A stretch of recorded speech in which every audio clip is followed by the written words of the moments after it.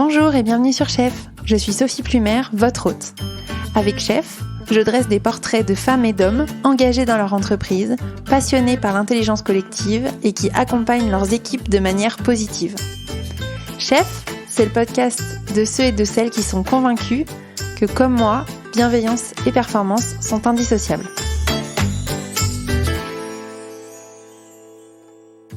Hello à tous et à toutes. Je suis ravie de vous retrouver pour un nouvel épisode du podcast et aujourd'hui je suis très fière et émue d'accueillir Caroline Lamot-Dupont à mon micro.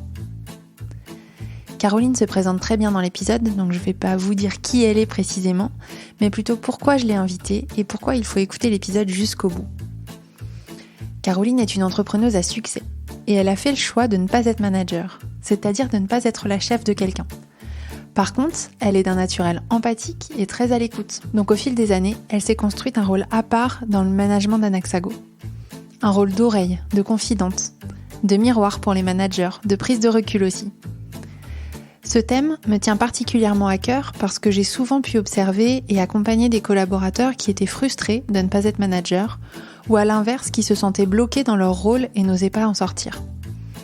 Si c'est votre cas, cet épisode est fait pour vous.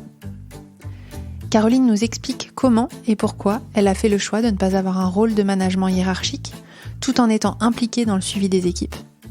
Ce que ça apporte au quotidien à l'entreprise, aux équipes, à ses associés et à elle-même. Car finalement, une leçon que je retiens de cet épisode, c'est que le rôle de manager vient chercher en nous quelque chose de beaucoup plus fort et beaucoup plus profond que le simple développement de compétences comportementales.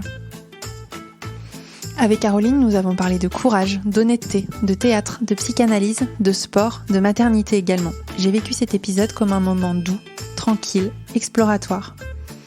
Pour tout vous dire, nos routes se sont croisées pendant nos études avec Caroline et nous ne nous étions pas revus depuis plusieurs années. Alors cet épisode nous a aussi permis d'allier l'utile et l'agréable. Assez parlé. Je vous laisse maintenant écouter ma conversation avec Caroline Lamot-Dupont. Et n'oubliez pas, 2 raisons d'écouter l'épisode jusqu'au bout, les conseils de Caroline pour être bien dans ses baskets en fin d'épisode, et le débrief. Bonne écoute.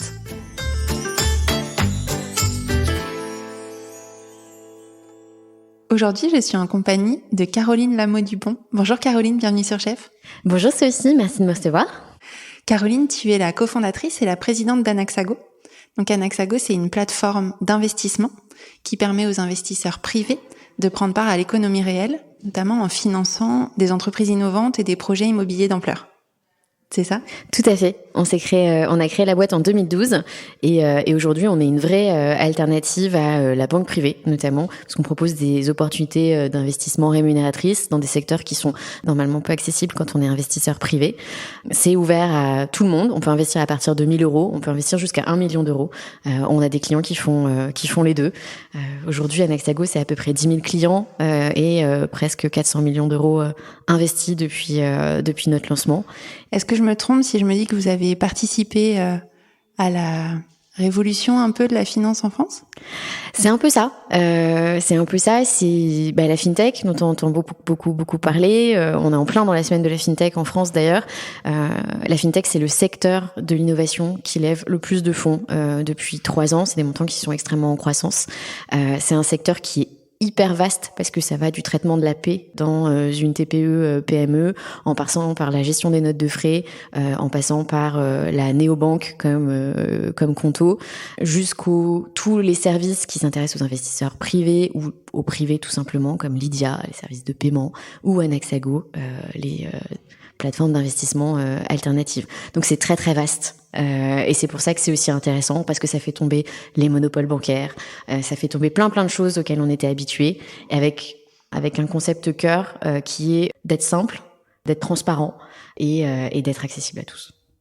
Je sens en toi l'administratrice de la fintech française qui parle. Oui, c'est vrai. Oui, je suis aux portes de France Fintech depuis bientôt 5 ans. L'association qui est la plus grosse association européenne de fintech. Je crois qu'il y a plus de 200 membres rien qu'en France et des membres honoraires. En tout cas, la déléguée générale et le président de l'association font beaucoup pour fédérer les associations européennes. Et c'est un secteur qui est fascinant. Plus tous les petits sujets récents sur les gens qui sont anti-open banking, etc. Enfin, c'est passionnant. Mais il nous faudrait des heures. Peut-être juste Anaxago, aujourd'hui, c'est combien de collaborateurs ? Alors aujourd'hui, Anaxago, c'est, je pense, un peu plus de 40 collaborateurs. Je n'ai pas le chiffre en tête, pour être très honnête avec toi, parce que je reviens de congé maternité. Je croise plein de nouveaux visages dans les couloirs, donc j'apprends à connaître tout le monde. J'organise des déjeuners en disant « Ah, bonjour, je ne vous connais pas !»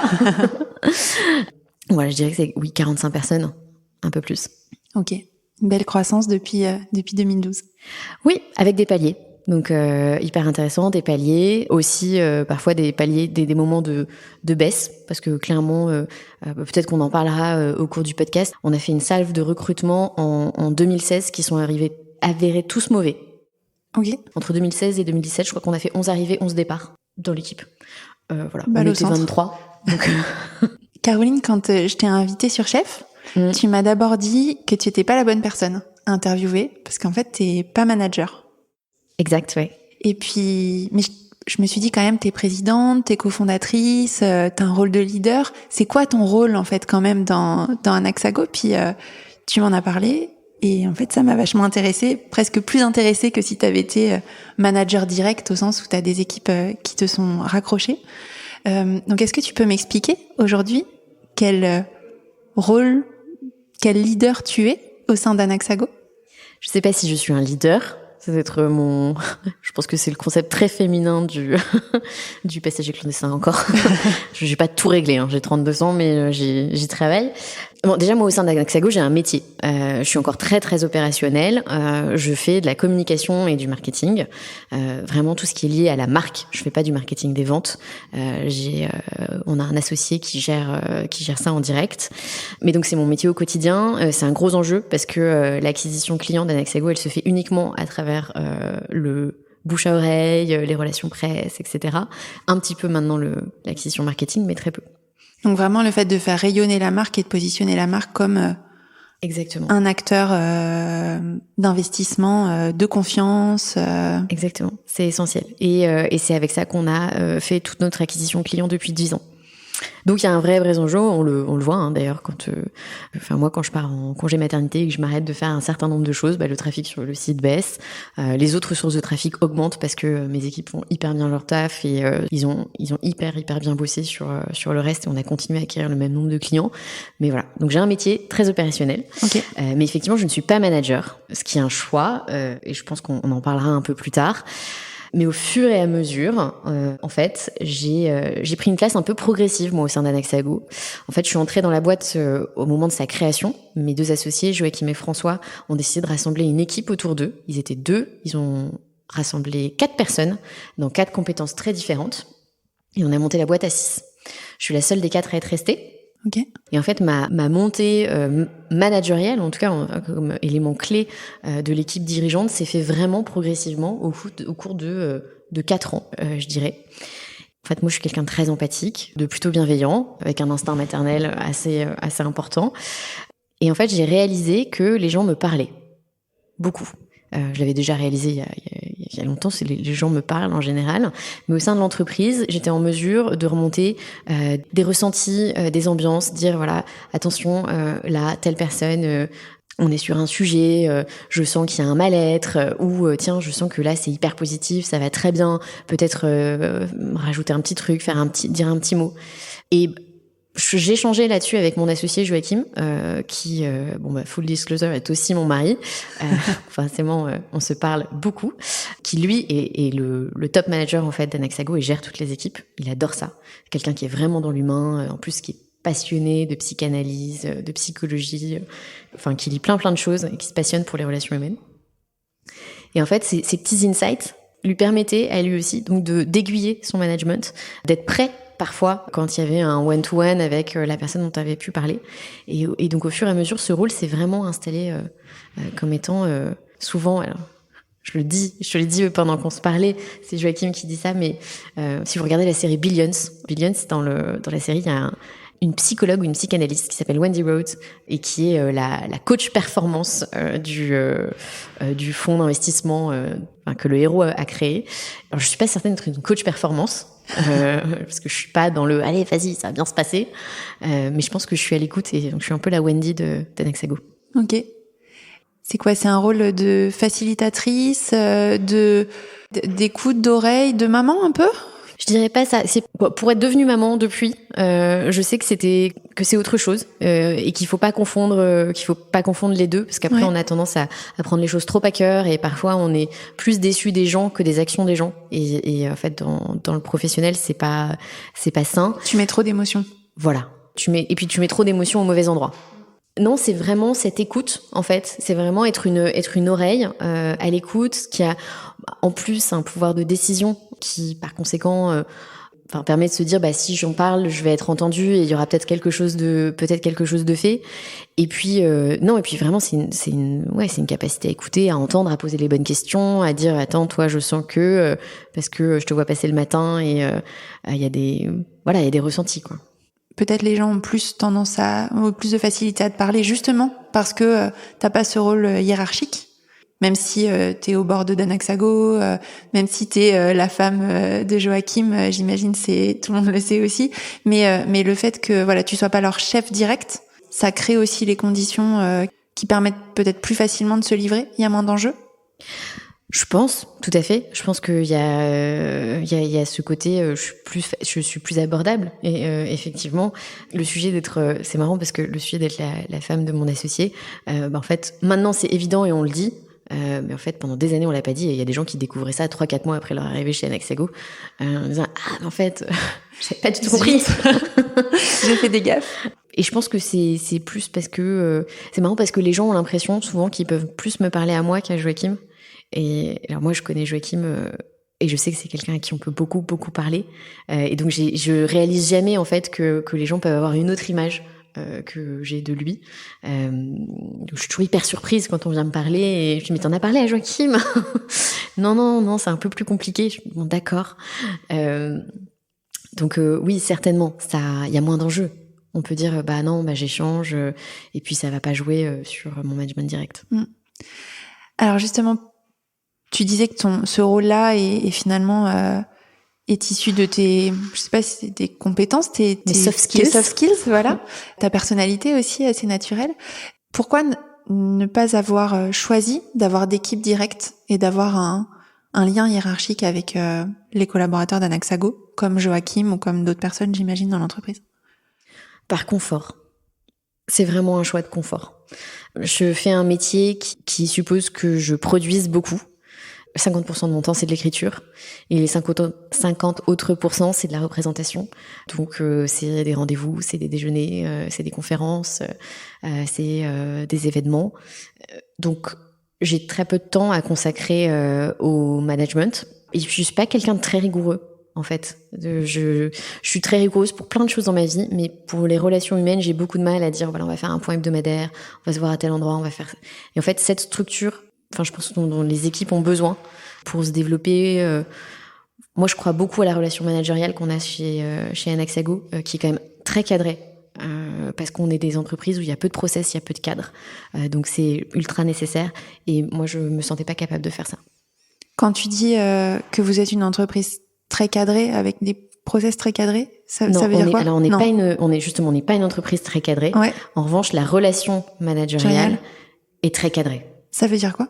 Tous les collaborateurs ont 1 heure par semaine de points avec leur manager, qu'il y a un point annuel qui est standardisé pour tout le monde, qu'il y a du temps à la fois en one-to-one par équipe, puis entre les équipes, que on consacre beaucoup de temps à l'écoute des gens, ce qu'on n'a pas forcément fait au départ. Comme beaucoup d'entrepreneurs, on a fait des erreurs au début, et maintenant ça, on n'y coupe pas, en fait.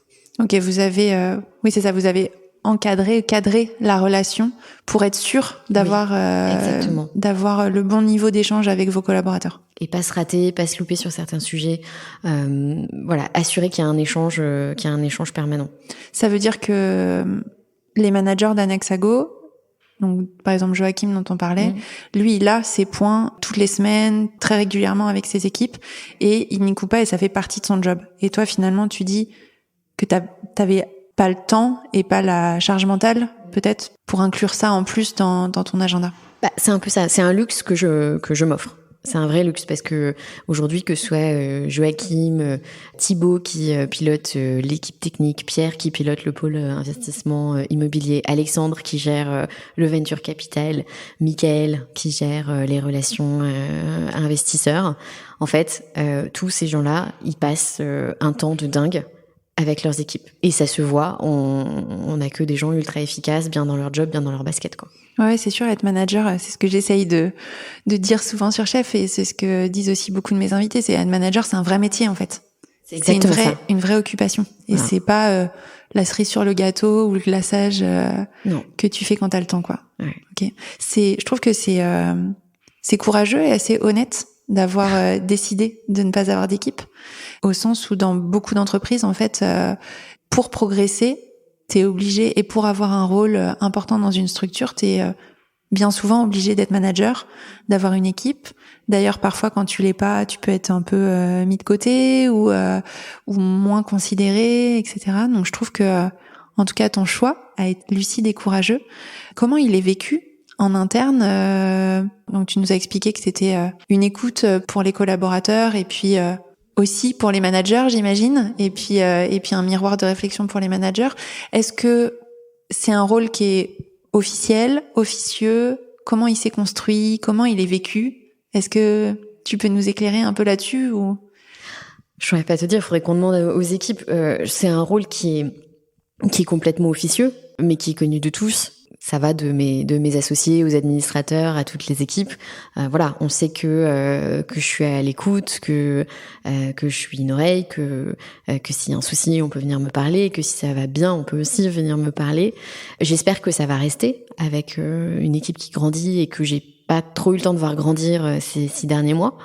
Pour le coup, je vais m'employer à ce que cette relation, enfin ce rôle un peu officieux soit connu et communiqué auprès de nos nouveaux collaborateurs pour qu'ils le sachent. Effectivement, je pense que y a eu une phase où j'ai eu du mal à dire bah non, je ne suis pas manager, parce que c'est vrai que c'est un statut social assez important. Finalement, pour moi, c'est facile d'y renoncer. Je suis cofondatrice d'Anaxago, mon statut il est acquis et mes problèmes d'ego se sont réglés il y a quand même quelques années maintenant. Et donc j'ai un certain confort à me dire bon, en fait je suis hyper à l'aise et je pense que c'est ressenti par les équipes. Mais il faudrait leur poser la question. On ne sait jamais, on ne peut qu'imaginer. Quand on a préparé un peu l'interview, tu m'as donné quelques exemples de à quoi ça sert en fait ce rôle d'écoute. Est-ce que tu peux illustrer un peu au quotidien comment ça se passe, à quoi ça sert d'écouter sans être manager? À quoi ça sert d'écouter sans être manager? Ça sert à dire écoutez, je sens que un tel est en train de préparer son départ. Comment tu le sens? Je le sens, c'est très différent, ça dépend des gens. Non, quand je dis qu'on prépare son départ, ça se sent tout de suite. C'est des gens qui staffent leurs équipes, qui organisent, qui d'un coup mettent des process. Là, on parle de quelqu'un qui va partir et qui a fait ça avec énormément d'élégance.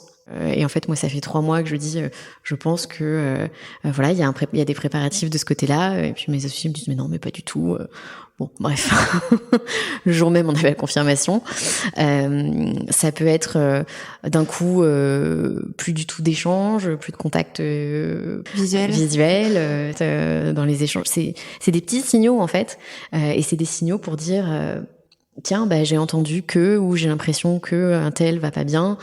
Moi, je suis aussi beaucoup les performances. Ça, les gens ne savent pas forcément, mais je regarde beaucoup.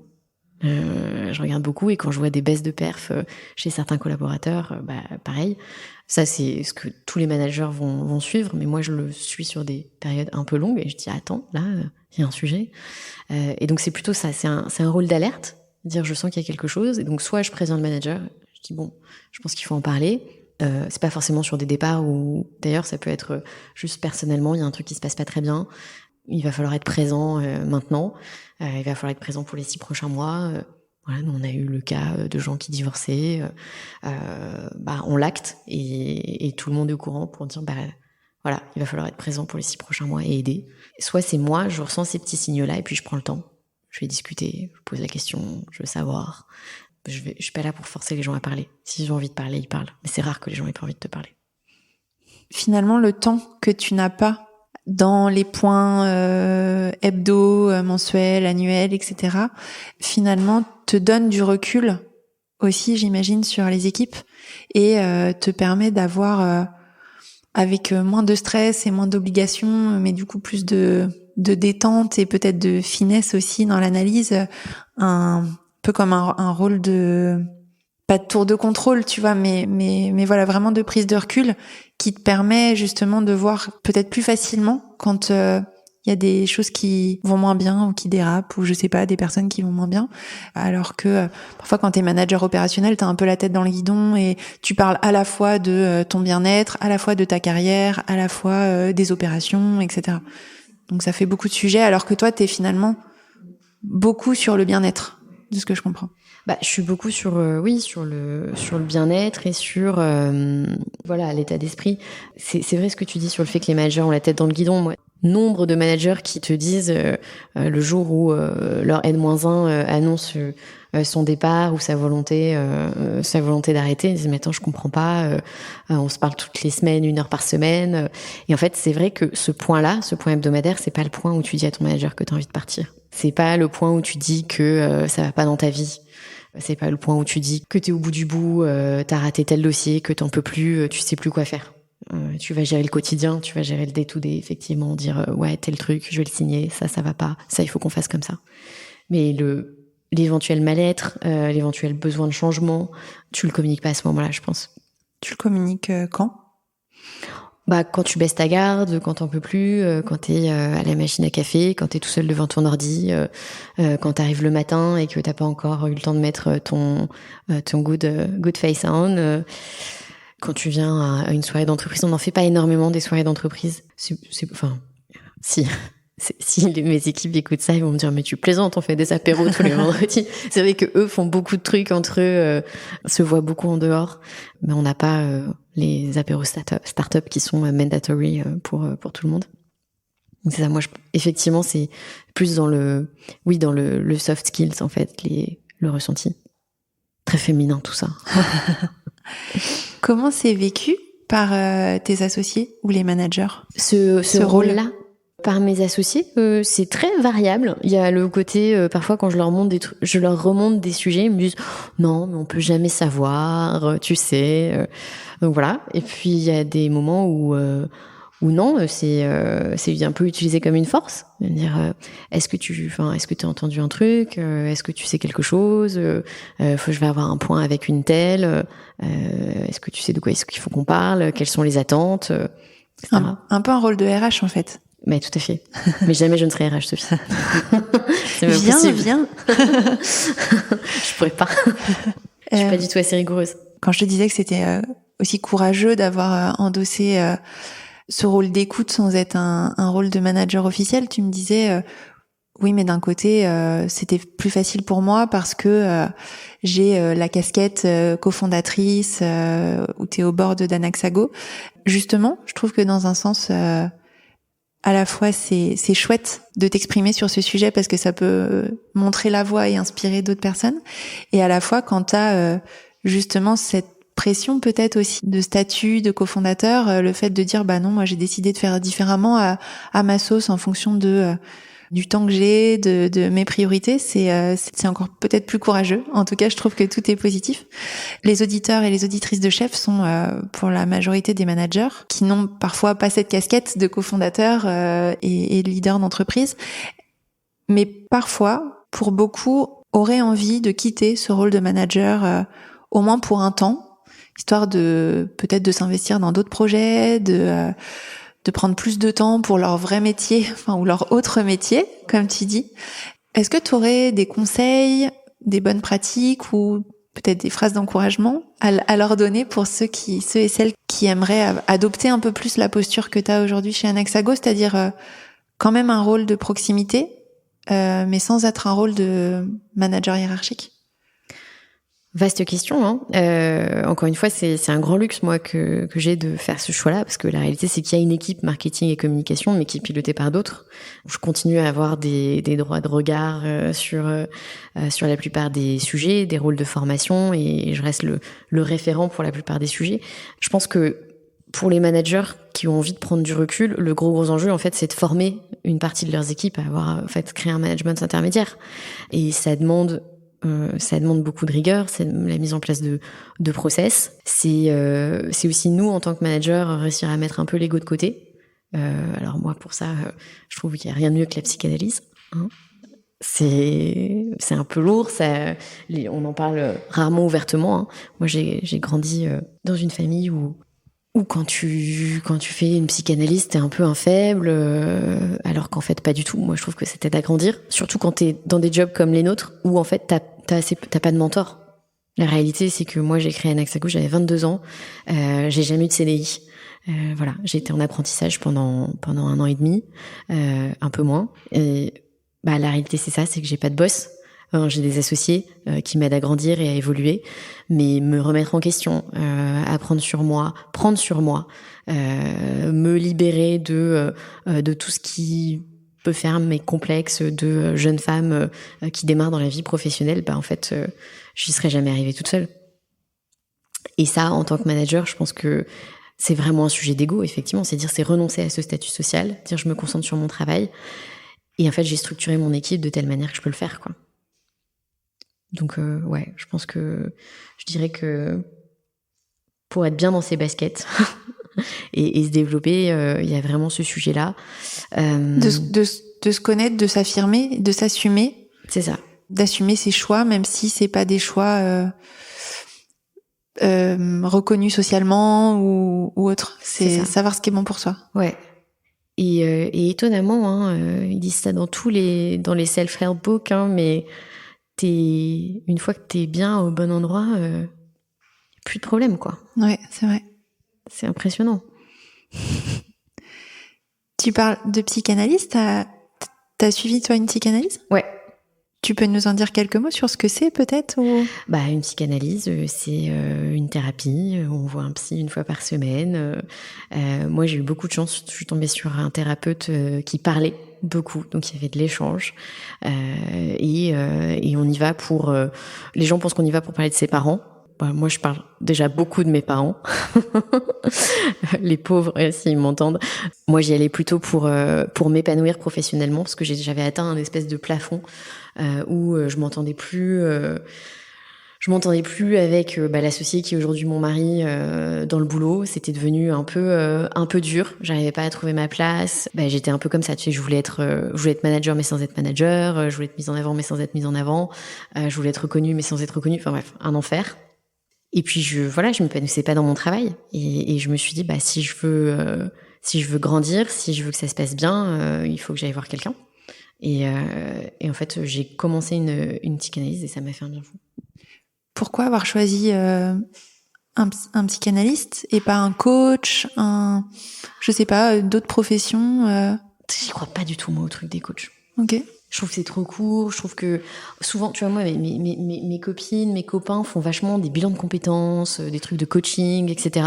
Moi, je trouve que le bilan de compétences, ça m'apprend des trucs que je sais déjà, en fait, sur qui je suis. J'ai rien trouvé de mieux que l'outil boussole créé par mes potes de chez Wake Up pour comprendre quels étaient tes talents et tes faiblesses et comment t'en servir. Donc le concept de coaching m'intéresse pas. Je voulais vraiment quelqu'un, un professionnel de l'âme, en fait, un professionnel du conscient, de l'inconscient. J'ai un peu lu moi sur Jung et je trouve ça passionnant.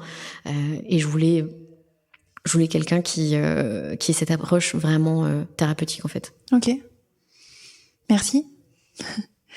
Pour terminer notre échange, comme tu le dis, t'es une communicante, ouais. T'es aussi une grande lectrice, une grande curieuse de ton environnement. Est-ce que tu peux peut-être nous partager 2-3 coups de cœur, lectures ou bons plans que t'affectionnes particulièrement ? Alors, en coup de cœur sport, parce que je suis vraiment dans ces sujets-là en ce moment et je l'avais déjà partagé dans les newsletters, mais à chaque fois qu'on me donne l'occasion d'en parler, j'en reparle. Je ne pensais pas un jour devenir une de ces nanas qui te dit « j'adore courir, je ne peux plus m'en passer ». Mais j'ai découvert une application qui m'a permis de faire de la course à pied en progressif, du fractionné en fait, et ça s'appelle 5K Runner, donc 5K Runner. Puis ensuite, tu as le 10K Runner. Et donc avec cette app, moi en un peu moins d'1 an, je me suis mise à courir 10 km tous les samedis et ça m'a juste changé la vie. Ok.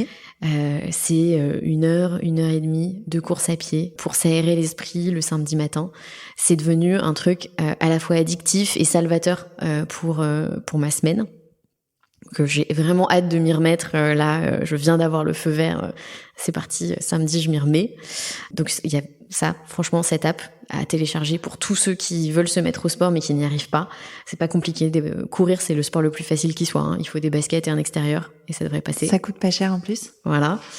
Ensuite, pour être bien dans ses baskets au quotidien et s'aérer l'esprit tous les jours au travail, il y a la cohérence cardiaque.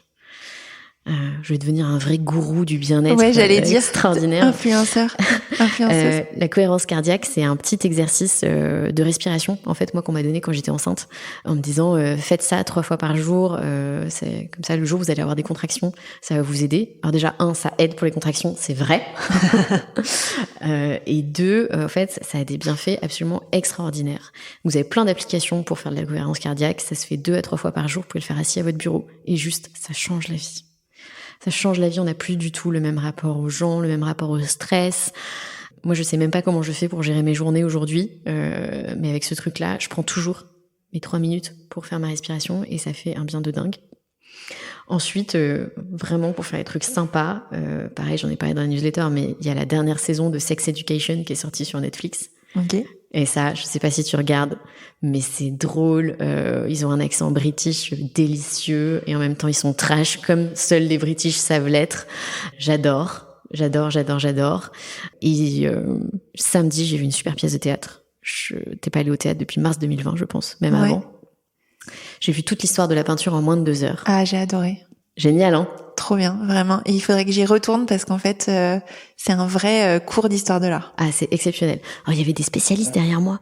Parfois, il y avait un tableau qui s'affichait, ils étaient là. Pomona. Je ne sais même pas qu'il y a un artiste qui s'appelle Pomona. Et ils étaient un peu là. Oui, c'est quand même un petit peu généraliste. Voilà. Mais pour moi, qui n'y connais rien, c'était génial. Trop chouette. Et ben, je mettrai tout ça dans les commentaires de l'épisode. Merci beaucoup. Peut-être vraiment pour conclure, quelle est ta suite? Pour toi, quels sont les défis qui t'attendent? Moi j'ai un sacré défi là. Ça va faire un peu bateau. Bon, moi j'ai eu des jumeaux en avril 2021.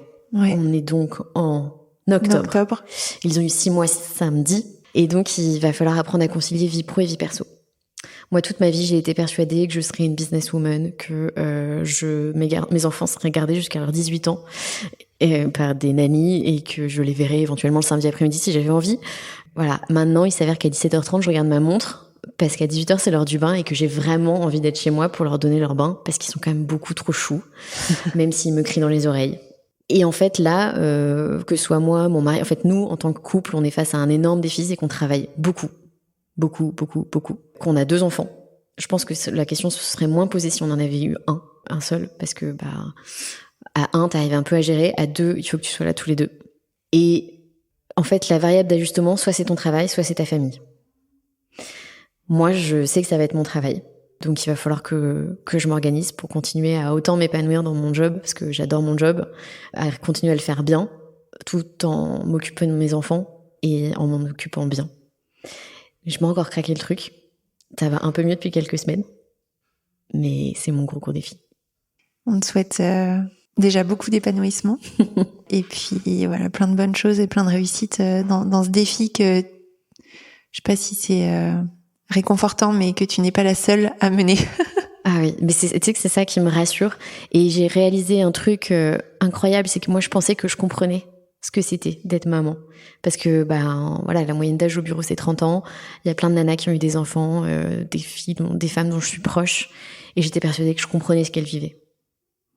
Mais en fait pas du tout. Et ça m'a fait prendre conscience de plein de choses.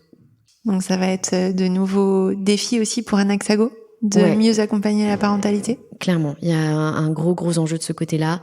Tu vois, sur le côté, on en parlait au téléphone, dire que moi je vais insister pour qu'il y ait pour qu'il y ait un 4e mois après la naissance, parce que c'est le moment où ça commence à être sympa. Donc c'est terrible si tu reviens au travail au moment où ça commence à être cool avec ton bébé. La possibilité, moi je trouve, de venir avec ses enfants au bureau. Bon là, on l'a clairement. Tu vois, t'es arrivé juste après le départ de mes enfants ce matin. Donc ça le fait, les sujets de garde, les sujets de rendez-vous, il y a vraiment un truc. je pense qu'on réalise pas et je me dis c'est pas possible de demander à des hommes, c'est hyper sexiste ce que je vais dire, mais c'est pas possible de demander à des hommes de faire des règles qui concernent les mamans parce qu'en fait tu ne peux pas savoir. Merci pour ça. Je t'en prie. Si on veut suivre les actualités, investir chez Anaxago, comment on fait ? Alors, si vous voulez suivre les actualités d'Anaxago, le mieux, c'est clairement LinkedIn, parce qu'on poste vraiment toutes nos actus là-dessus. Et sur la partie investissement, en fait, il faut s'inscrire sur la plateforme. Donc, www.anaxago.com, on s'inscrit. Et puis, généralement, ça vous permet de recevoir un newsletter hebdomadaire qui sort tous les dimanches matins à 8h15, si mes enfants ne m'ont pas tué ma nuit. Mais jusqu'ici, on n'avait qu'un seul loupé, donc ça devrait le faire. Et là-dedans, vous avez toutes nos actus hebdomadaires. Et on est prévenu de toutes les sorties de projets, Exactement. Les nouveautés. Merci beaucoup, Caroline. Merci, Sophie. Comment avez-vous trouvé cet épisode ? Est-ce que mon échange avec Caroline a résonné en vous ? Dites-le moi sur les réseaux sociaux, comme LinkedIn ou Instagram, ou laissez-moi un commentaire sur Apple Podcast. Donc pour commencer ce débrief, j'ai envie de revenir sur ma compréhension du rôle de manager en entreprise, illustré par Anaxago. Caroline a une posture d'écoute et d'observation. Joachim, dont elle parle, ou les autres managers, vont eux avoir une multitude de casquettes, comme la revue des performances, l'évaluation, la projection, le suivi de carrière. Et finalement, le rôle d'écoute est dilué. Et ce que je retiens de mon échange avec Caroline, c'est à la fois que le rôle d'écoute est clé, mais qu'il peut aussi être fait par d'autres personnes dans l'entreprise. Donc en tant que manager, vous pouvez vous appuyer sur votre écosystème pour accompagner le collaborateur, le conseiller, l'écouter, notamment si vous n'avez pas le temps ou si vous n'avez pas la même sensibilité sur certains sujets. Ne prenez pas 100% de la responsabilité du suivi de vos équipes, au contraire, allez chercher des appuis auprès d'autres personnes dans l'entreprise. Ça sera à la fois beaucoup plus riche pour votre relation, pour vous et pour le collaborateur. À l'inverse, si vous n'êtes pas manager ou si vous n'avez plus envie de l'être, il est possible d'être utile et proche des équipes sans la casquette de chef. Je l'ai vécu à plusieurs reprises et c'est finalement plutôt très confortable et très agréable. Ensuite, je retiens également l'importance de se connaître et d'être aligné avec qui on est et de chercher le plus possible à se créer un cadre de travail adapté à ses besoins à soi et ne pas forcément se conformer à ce que l'entreprise nous impose. Pour apprendre à se connaître, Caroline a opté pour la psychanalyse. À titre personnel, j'avais eu l'opportunité à un moment de suivre un coaching de 10 séances qui m'avait beaucoup aidé également. Peu importe la manière, mais je suis convaincue que c'est à la fois un travail de longue haleine et surtout que chacun doit trouver la bonne manière de faire et avec la bonne personne.